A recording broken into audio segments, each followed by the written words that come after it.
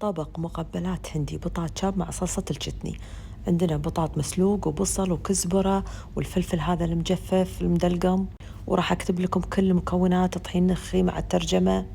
عندنا زيت نحط عليه الفلفل وعقبها بصل، ولما يتغير البصل نحط البطاط المسلوق.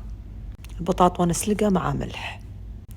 الحين راح أهرسه عدل مع البصل والفلفل وأحط عليه الكزبرة، نتركه على جنب يبرد.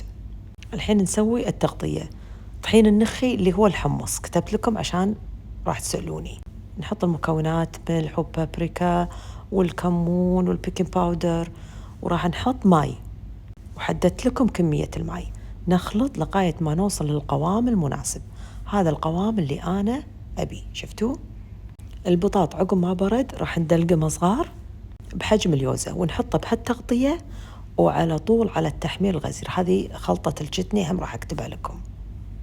هذه الوصفة ما تفرزن، على طول نغطسها بالتغطية هذه وعلى المقلة الحارة. ايش رايكم؟ نقدمها مع صلصة الجتني بالعافية.